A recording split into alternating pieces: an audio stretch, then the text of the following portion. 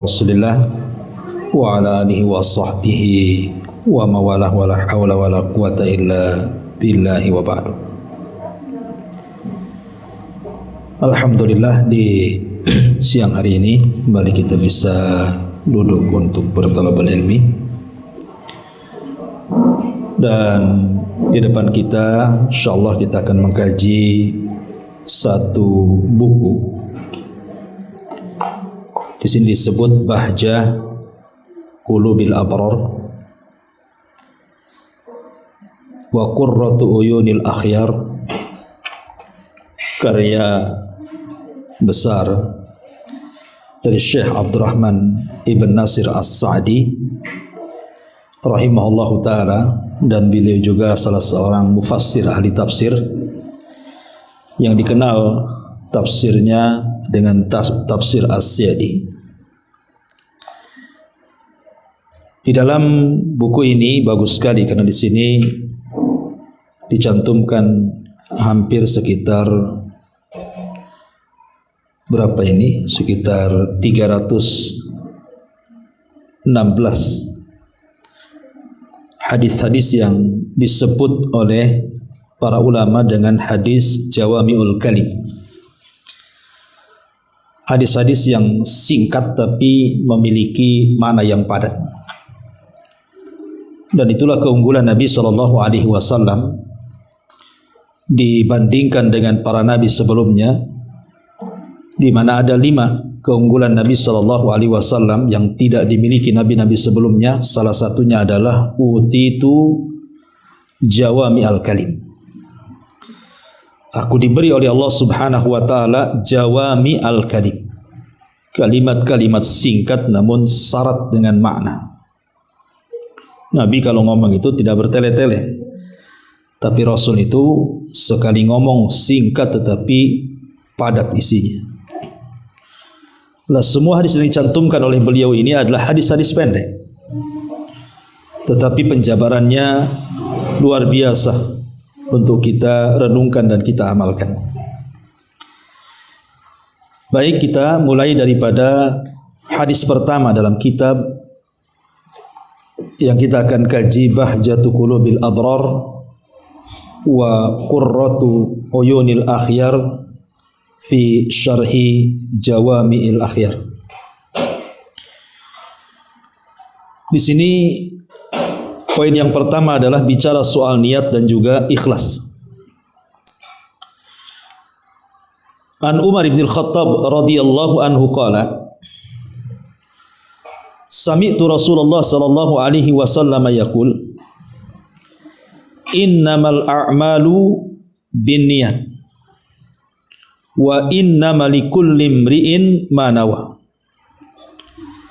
Faman kanat hijratuhu ila Allah wa rasulih fa hijratuhu ila Allah wa rasulih.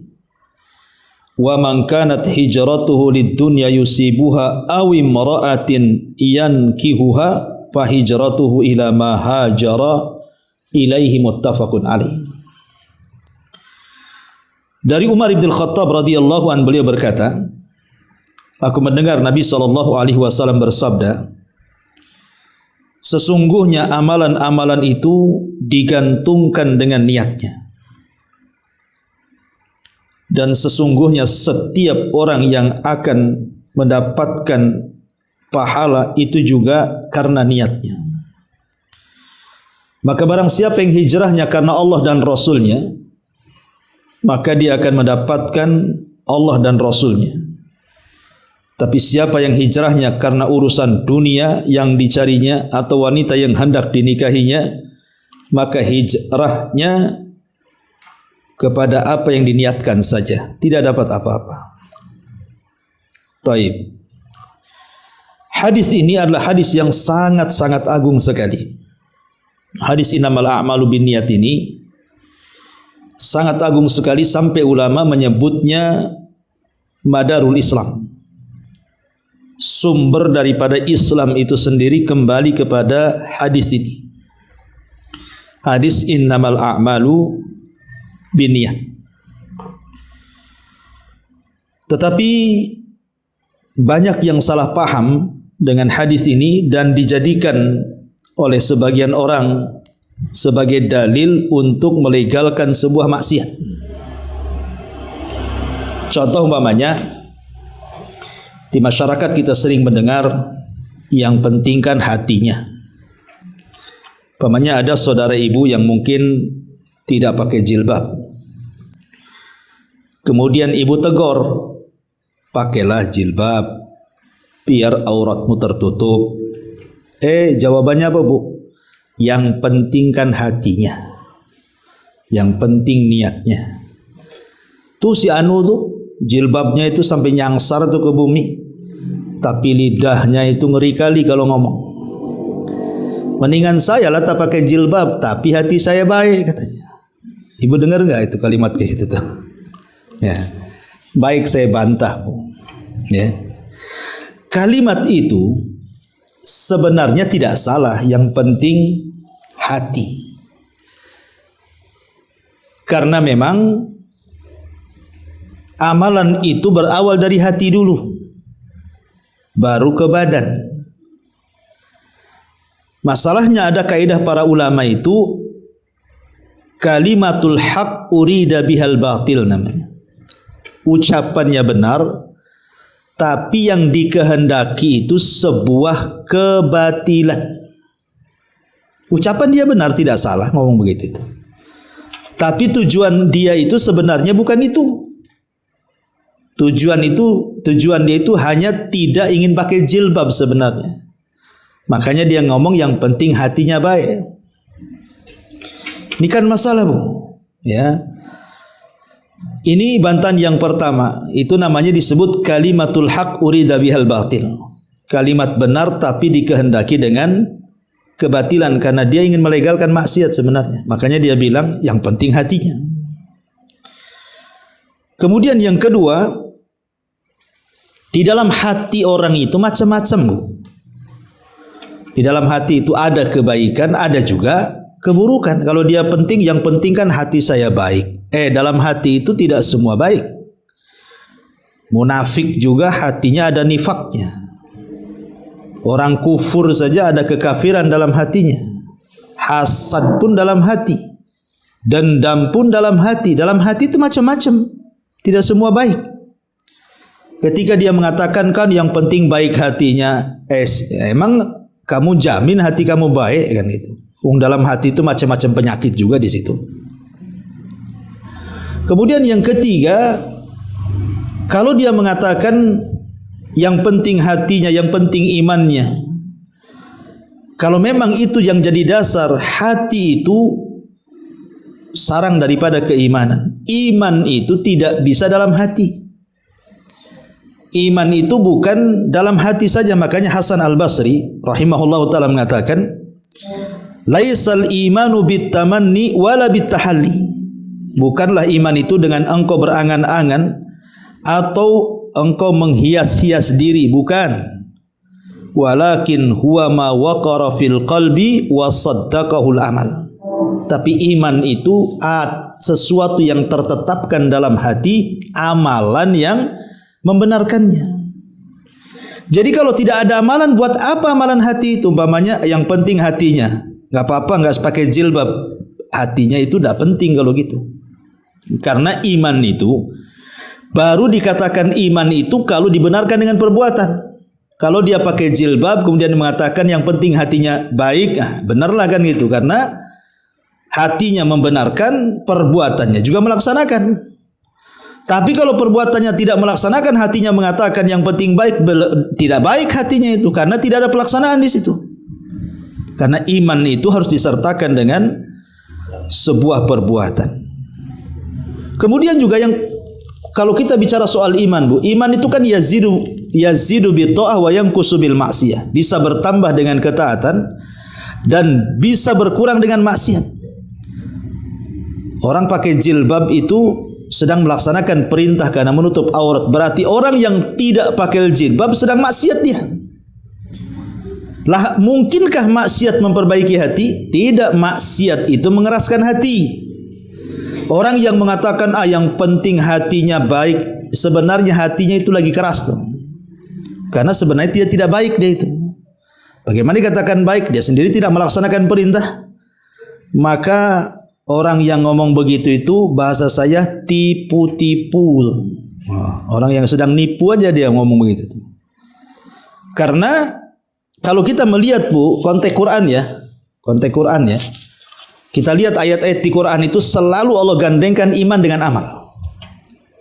Hampir semua ayat dalam Quran kalau bicara soal iman pasti setelahnya amal. Contoh Allah mengatakan innal ladzina amanu wa amilus solihat ulaika ashabul jannah hum fiha khalidun. Orang-orang yang beriman kemudian beramal saleh. Wa'adallahu alladzina amanu wa amilus solihat. Allah janjikan kepada orang yang beriman dan beramal saleh. Man amila salihan min dzakarin wa untha wa huwa mu'minun. Barang siapa yang beramal kebaikan, dia laki-laki atau perempuan dan dia beriman. Jadi begitulah Quran menggandengkan antara amalan hati dengan amalan badan, antara iman dan amalan. Nah, bisa orang ngomong begitu itu ya. Nah, hakikatnya dia hanya membual saja, karena ketika Allah Subhanahu wa taala atau Nabi sallallahu alaihi wasallam bicara soal Allah tidak memandang rupa kita. Kan ada orang mengatakan kan Allah tidak memandang rupa saya. Yang penting kan hati katanya kan. Hadisnya itu bukan sampai di situ. Karena Rasul mengatakan innallaha la yanzuru ila suwarikum wala ila amwalikum walakin yanzuru ila qulubikum, tidak titik sampai di sini. Wa a'malikum. Allah tidak memandang rupa, Allah tidak memandang harta, yang Allah pandang hati. Oh, lihat kan yang dipandang hatinya. Jangan sampai di sini baca hadisnya. Lanjutkan. Dan juga amal kalian. Berarti yang dipandang hati dan amal. Berarti kalimat yang penting baik hatinya tapi amalannya tidak baik, belum dikatakan baik. Kalau dia yang bicara gak apa-apa gak pakai jilbab, yang penting baik hatinya, itu belum baik hatinya sampai dia pakai jilbab. Itu maksudnya ya. Itu yang harus dipahami dari kata-kata itu. Karena hakikatnya orang yang mengatakan seperti itu hatinya sudah keras itu. Dan dia belum mampu mengagungkan Allah Subhanahu wa taala sebagaimana Allah mengatakan wa ma qadarullaha haqqa qadrih, dan mereka belum mengagungkan Allah dengan sebenar-benar pengagungan. Ya. Apalagi kalau seandainya perbuatan yang ditinggalkan itu sampai ke taraf dosa besar, Bu. Membuka aurat ini bukan dosa kecil. Membuka aurat ini dosa besar. Sama dengan orang ghibah, sama orang dengan dusta, itu sama, itu dosanya dosa besar. Ya. Sehingga tidak bisa kemudian nggak apa-apa saya nggak pakai jilbab, yang penting hatinya baik. Lo Anda sedang melakukan dosa besar dengan membuka aurat itu. Dan hati baik itu belum tentu mengalahkan dosa besar membuka auratnya, karena akan membuka fitnah bagi orang. Makanya ada istilah orang Arab itu khallidz dzunuba saghiraha wa kabiraha fahuwa tuqa. Wasna kamashin fawqal ardi syauqiyah daru ma yara la tahkiranna saghiratan innal jibala minal hasa. Tinggalkan dosa-dosa yang kecil maupun yang besar, itulah bentuk takwa. Bersihkanlah setiap orang yang berjalan di atas tanah berduri terhadap apa yang dilihat, pasti dia berhati-hati. Janganlah sekali-kali engkau meremehkan dosa kecil, karena sesungguhnya gunung-gunung itu terbuat dari kumpulan kerikil. Ma'asyiral muslimat yang dimuliakan Allah Azza wa Jalla, intinya jangan kemudian dijadikan dalil hadis ini untuk melegalkan sebuah kemaksiatan. Innamal a'malu binniat. Amal itu ditentukan dengan niatnya. Karena niat itu membedakan sebuah ibadah dengan yang bukan ibadah. Niat itu, Bu, fungsinya membedakan ibadah dengan yang bukan ibadah. Contoh umpamanya, ibu mandi bersih, ya kan? Hari-hari kan ibu mandi. Ada juga yang tak mandi. Tapi kan umumnya kan mandi kita hari-hari. Mandi itu kan macam-macam. Ada mandi bersih karena mungkin panas, haredang mandi kan itu ya. Tapi ada juga karena mandi junub, Bu. Mungkin dia junub akhirnya harus mandi. Lah, membedakan mandi junub dengan mandi biasa itu apa, Bu? Sama-sama juga mandi. Yang membedakan mandi junub dengan mandi biasa itu adalah niat. Ya, makanya niat itu membedakan mana ibadah, mana yang bukan ibadah. Bahkan membedakan satu ibadah dengan ibadah yang lainnya. Ibu masuk ke masjid, habis berwudu, masih basah pun belum kering bekas wudunya. Di situ ada dua syariat sholat sunnah tuh. Tahiyatul masjid dengan sholat sunnah wudu. Lah yang membedakan mana tahiyatul masjid, mana sholat sunnah wudu, mana sholat sunnah duha, sama-sama 2 rakaat itu. Dengan apa itu? Dengan niat. Berarti niat itu membedakan satu ibadah dengan ibadah yang lainnya. Ya. Termasuk juga niat inilah yang kemudian membedakan mana ibadah yang berpahala, mana ibadah yang tidak berpahala. Mana ibadah yang karena Allah, mana ibadah yang bukan karena Allah. Mana ibadah yang ikhlas, mana ibadah yang riya. Itu semua niat. Dan yang lebih hebat kalau bicara niat itu, Bu, niat itu bisa mengecilkan yang besar dan bisa membesarkan yang kecil. Bisa mengecilkan yang besar. Makanya ada orang mungkin tak banyak sedekahnya, tapi karena dia ikhlas karena Allah Subhanahu wa taala, akhirnya ibadahnya dinilai besar di hadapan Allah. Tapi ada orang sedekahnya, nggak ada orang sanggup sedekah dengan dia, tapi nilainya kecil di hadapan Allah karena riya. Saya contohkan, Bu. Dulu sekali ada seorang khalifah. Khalifah ini ingin bangun masjid. Dan dia ketika ingin bangun masjid, betul-betul dananya dari pribadi dia. Dia ingin bangun masjid semegah mungkin, tapi dana-dana pribadi. Dan ia larang, tidak boleh ada orang nyumbang. Pokoknya siapapun yang nyumbang tolak. Itu amalan dia. Dia ingin membangun masjid yang sangat megah. Kenapa? Karena nanti kalau sudah jadi, masjid itu mau dikasih nama dia. Mulailah kemudian sang khalifah ini menggerakkan pasukan. Dipanggilnya mulai dari insinyur bangunan, kontraktornya, kemudian para pekerjanya, sampai mulailah kemudian masjid itu dibangun. Namanya Masjid Khalifah, banyak duit. Baguslah masjid itu, indah. Kan gitu. Kemudian setelah finishing, sebentar lagi mau jadi masjid itu. Akhirnya kemudian sang khalifah mengatakan kepada ajudannya, buatkan plang masjid, kasih nama aku di situ. Akhirnya dibuatkanlah plang masjid, masjidnya nama sang khalifah itu. Maka kemudian dipampang besar-besar ini, masjid namanya sang khalifah.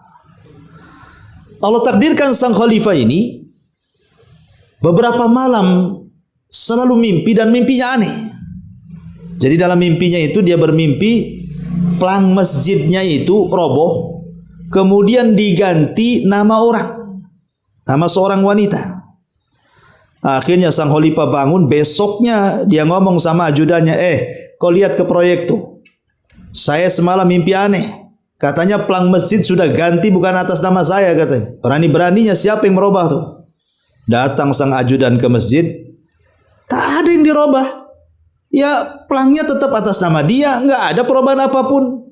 Kata ajudannya kepada sang khalifah, ya khalifah, nggak ada yang berubah.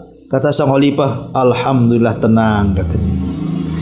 Malam kedua mimpi lagi, sama pula mimpinya. Gelisah dia, panggil lagi ajudannya, kau berangkat ke masjid, tengok tuh pelang masjid itu masih atas nama saya tuh, enggak tuh. Ditengok, rupanya tak ada yang berubah, masih atas nama dia. Hari ketiga mimpi lagi, sama pula mimpinya. Plang masjidnya dirobohkan, kemudian diganti nama seorang wanita. Akhirnya sang khalifah ini bingung gara-gara mimpi itu. Ngomong sama ajudannya, tolong itu lihat pelangnya masih atas nama saya atau tidak. Rupanya masih atas nama dia, tidak berubah sedikit pun. Siapa yang mau berani ganti nama pelang masjid sang khalifah, bisa dihukum kan itu. Jadi sang khalifah ini kepikiran, dipanggillah semua para prajuritnya. Kemudian dikatakan, cari wanita yang dalam mimpiku itu. namanya Fulanah bintu Fulan. Aku nggak enak tiap malam dimimpikan asik nama dia terus. Jangan-jangan dia nyumbang ke masjid saya tuh katanya. Kan saya sudah ngomong, tak boleh ada orang sumbang. Akhirnya dicari. Rupanya wanita yang dicari itu wanita tua. Wanita miskin. Untuk makan pun susah. Dan selalu bolak-balik ke masjid itu jalannya. Kena tangkaplah nenek ini. Dihadapkan kepada sang khalifah. Kata sang khalifah, "Nek, kau nyumbang apa ke masjidku?" katanya. Kata nenek ini, "Tak ada yang kusumbang, untuk makan pun susah, mau nyumbang pula masjidmu," katanya. Hari aku lewat di masjidmu itu, aku kagum. Aku tidak pernah melihat tempat ibadah sehebat yang kau buat itu. Kata sang raja ngeluh, "Nek, tolong ingat-ingat, boleh jadi seperak 2 perak kau taruh di sini. Wallahi bersumpahlah nenek itu, tidak pernah saya bantu masjidmu ini wahai Tuhan." Jadi sang khalifah ini heran, karena setiap dia bermimpi nama nenek itu pula di pelang masjid. Akhirnya kemudian sang khalifah ngomong, "Coba ingat-ingat, boleh jadi kau sudah melakukan sesuatu terhadap masjidku ini." Dia baru cerita, "Tidak wahai Tuhan, cuman saya pernah lewat di masjidmu. Aku kagumlah dengan masjidmu, ku pandanglah masjidmu itu. Rupanya dari kejauhan terdengar suara ringkikan kuda. Aku pun menghampirinya. Rupanya kuda itu kuda yang biasa digunakan oleh pekerjamu mengangkut barang material bangunan. Dia terikat kakinya, ingin minum tidak terjangkau karena terikat kakinya tuh. Kasihanlah aku dengan kuda tuh. Kulepaskanlah ikatannya sehingga kuda itu bisa minum." Itu yang saya ingat Tuhan, selebihnya saya tidak pernah ingat lagi katanya. Subhanallah, kata sang khalifah ini.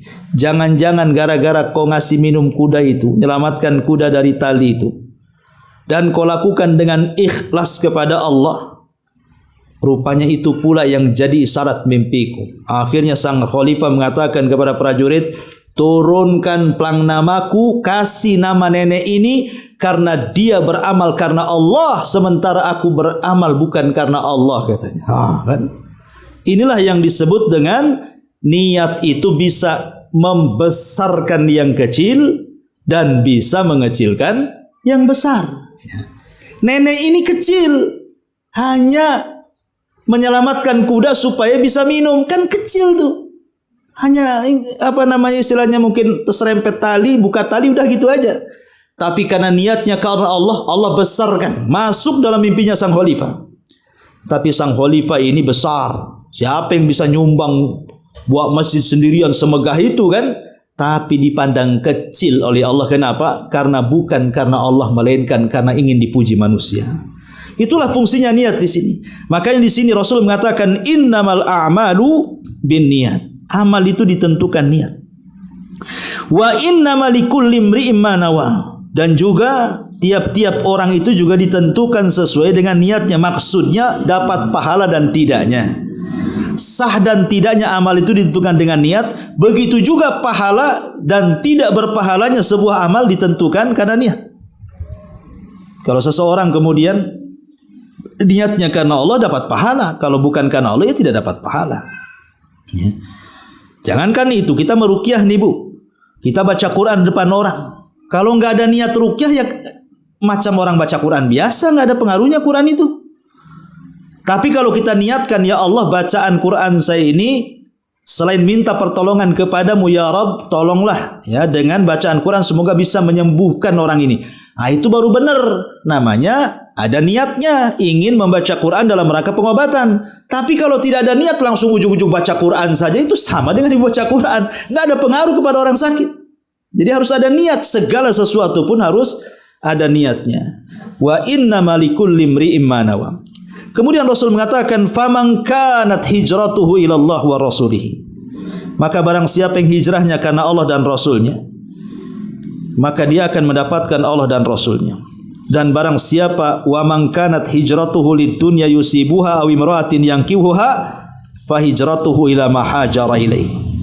Maka barang siapa yang hijrahnya karena dunia atau karena wanita yang hendak dicarinya, dinikahinya, maka hijrahnya itu saja yang ia dapat. hadis ini sebenarnya ada asbab wurudnya. Kalau Quran itu asbab nuzul, kalau hadis itu asbab wurud namanya. Asbab wurud daripada hadis ini sebenarnya ada seorang sahabat naksir sama seorang wanita namanya Ummu Qais. Jadi ada seorang namanya Ummu Qaisin. Wanita ini ditaksir oleh seorang sahabat Nabi.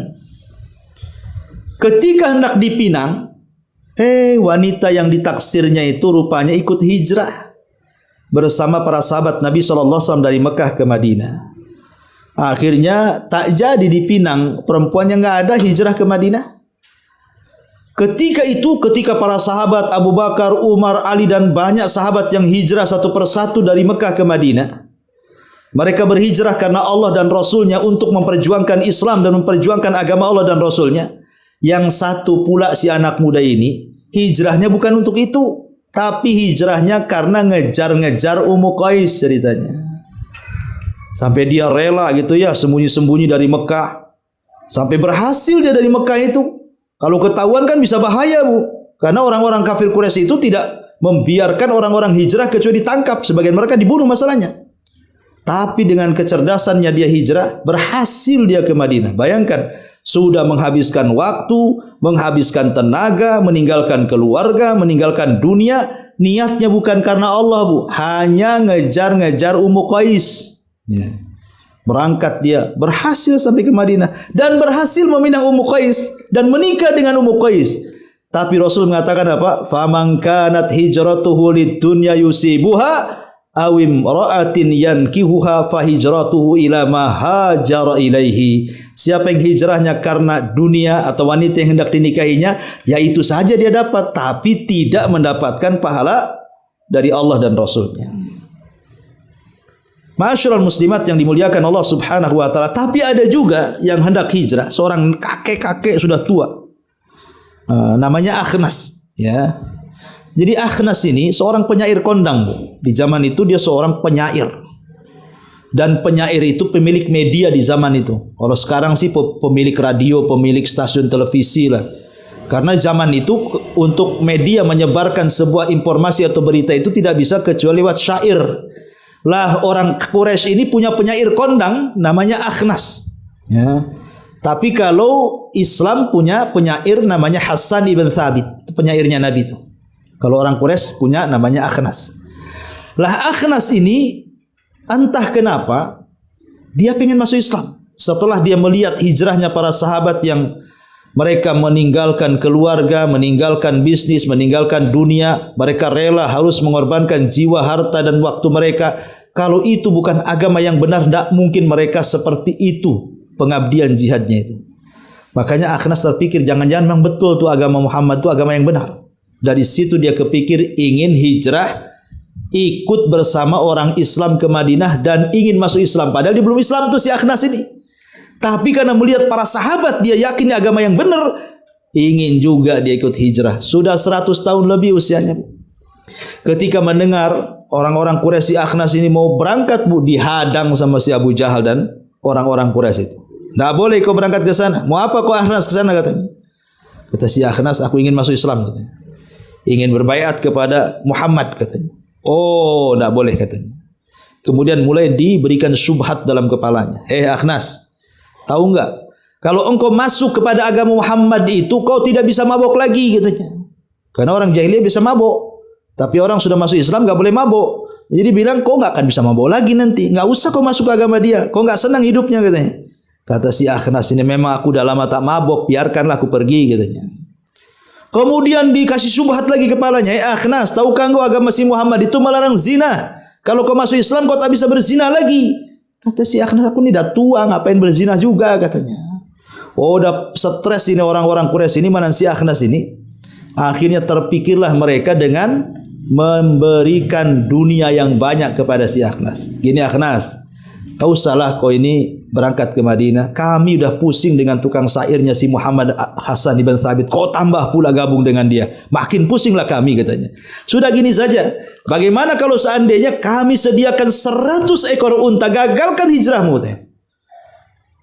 Kalau yang pertama mungkin subhatnya kurang manjur, Bu, ya kan? Nanti kalau kau masuk agama Muhammad tak bisa mabok. Nggak apa-apa, aku kan tak mabok ya. Kemudian syubhat yang kedua, kau tidak akan bisa berzina, aku udah tua, nggak mungkin juga aku berzina.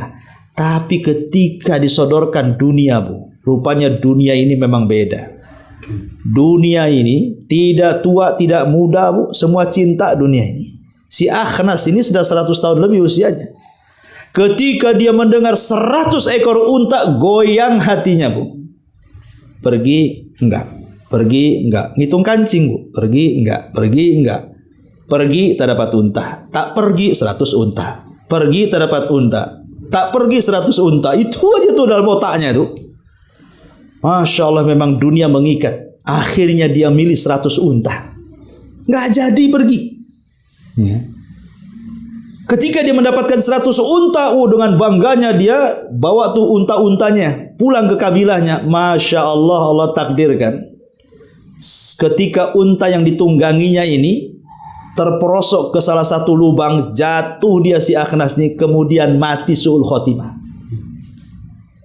Padahal kalau seandainya dia berangkat hijrah kan, masuk Islam kemudian mati kan husnul khotimah, Bu. Enggak, dia milih dunia. Kemudian pulang bawa untanya, udah tua mungkin tak pandai naik unta, jatuh mati dia. Nah, lihat.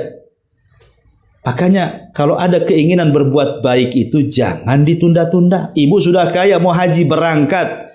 Nanti 2-3 hari terbakar pula berangkas, habis tak jadi berangkat. 2-3 hari rumah pula kena gempa, tak jadi berangkat. 2-3 hari sakit pula, akhirnya berobat sama dengan biaya hajinya, tak jadi dia haji. Makanya Rasul mengatakan, man arada an yahujja falyahuj. Barang siapa yang hendak haji, berangkat haji. Karena terkadang ada hal-hal yang bisa membatalkannya. Hartanya habis, ludes, dicuri orang, hilang atau jadi pengobatan dan begitu seterusnya. Jadi kalau ada niat baik itu segera. Ya, jangan kemudian ditunda-tunda. Karena nanti seperti si Akhnas ini, akhirnya tak jadi hijrah, su'ul khotimah jadinya. Ya, jadi ini pentingnya soal niat ini. Nah, ini mungkin saya menjelaskan hadis ini dari segi akhlaknya. Hadis ini sebenarnya kalau mau dirinci, masuk ke semua bab, masuk ke fikih, masuk ke mana-mana ya. Memang hadis ini adalah hadis yang mendasari seseorang itu harus ikhlas dalam beramal. Makanya Imam Bukhari di bab pertama dalam sahihnya, bab badil wahyi, bab bagaimana wahyu turun, itu hadis yang pertama dicantumkan hadis Umar, innamal a'malu binniyat dalam Sahih Bukhari itu. Padahal Imam Bukhari membuat bab bagaimana wahyu turun. Tapi hadis yang dicantumkan pertama kali innamal a'malu binniyat gak nyambung dengan judulnya tuh. Tapi para ulama mensyarah hadis ini seolah-olah Bukhari ingin mengatakan bahwa ketika dia meletakkan hadis per hadis dalam sahihnya dengan meletakkan innamal a'malu binniyat dalam deretan hadis pertama dalam sahihnya, seolah-olah Imam Bukhari ingin mengatakan, ya Rabb, aku meletakkan hadis-hadis dalam sahihku ini bukan karena manusia tapi karena Allah Subhanahu wa taala. Jadi diingatkan dengan hadis innamal a'malu binniyat. Makanya kalau kita membaca hadis ini, teringatlah dengan satu ibadah yang disebut dengan al-ikhlas, keikhlasan kepada Allah, satu di antara 2 syarat diterima amal saleh. Wallahu alam, Bu, ini nanti syarahnya Ibu baca sendiri saja ya. Nanti kalau memang ada yang muskil dari syarahnya, Ibu bisa tanyakan minggu depan. Wallahu alam. Silakan kalau ada yang mau bertanya.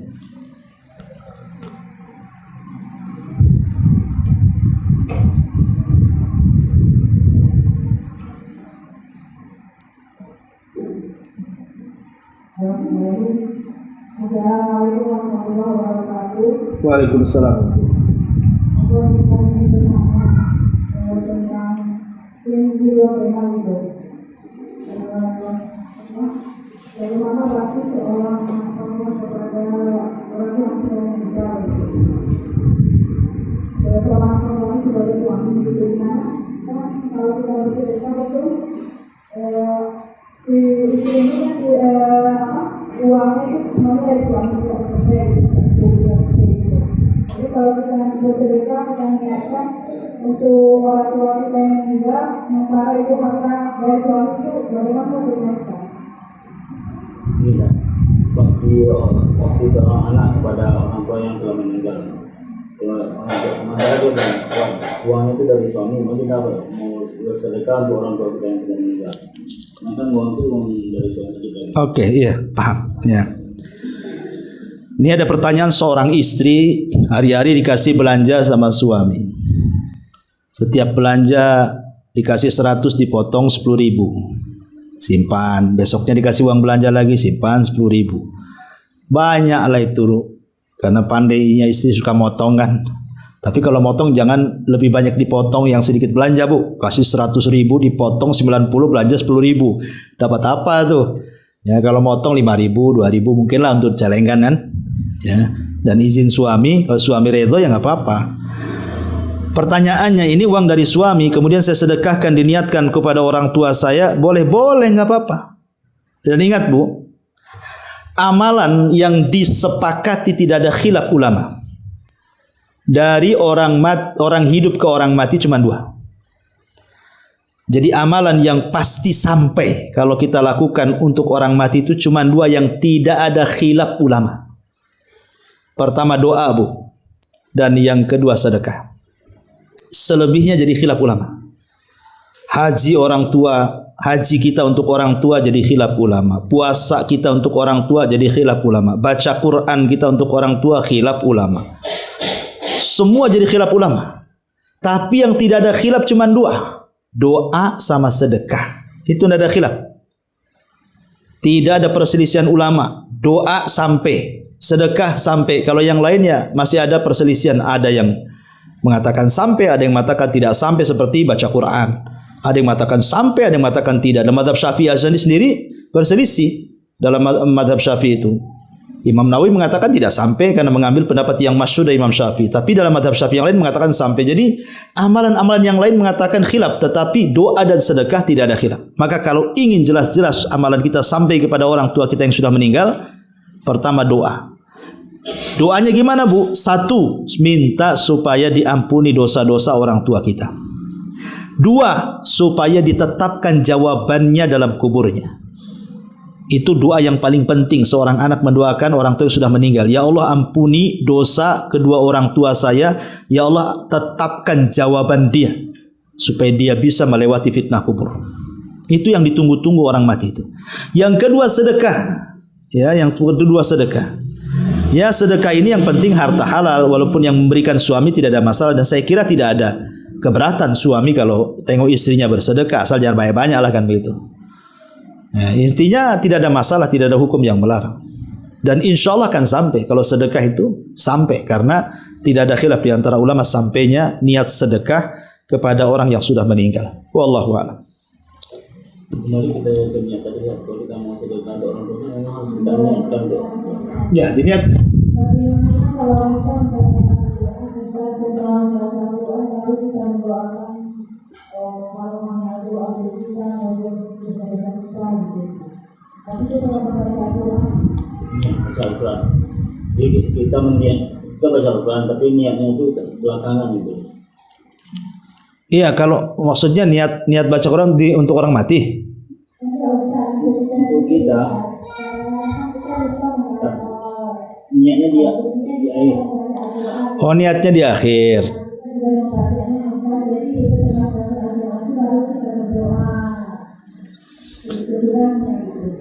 Ibu baca Quran sendiri udah berpahala. Maksudnya niatnya kan untuk apa kan gitu ya.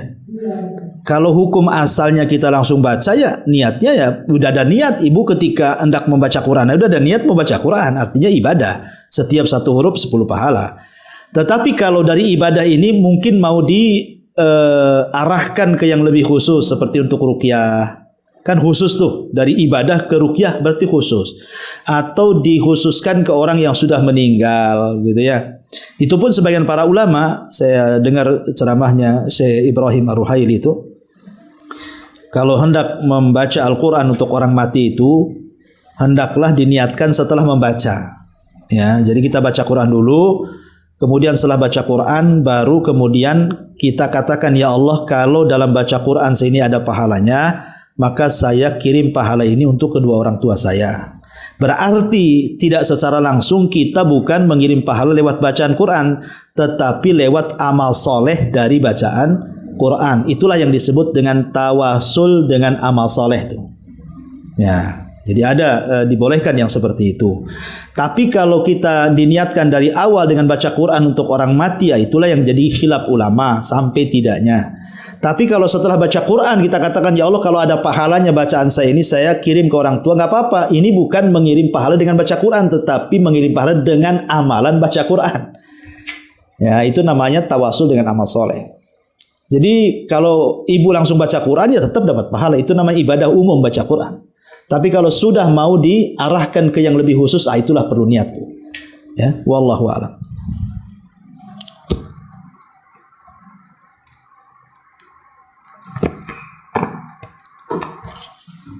Baik, saya kira cukup. Kalau tidak ada manfaatnya, kita tutup dengan doa kafaratul majlis. Subhanakallahumma bihamdika, asyhadu an la ilaha illa anta, astaghfiruka wa atubu ilaik. Allahu ta'ala alam. Assalamualaikum warahmatullahi wabarakatuh.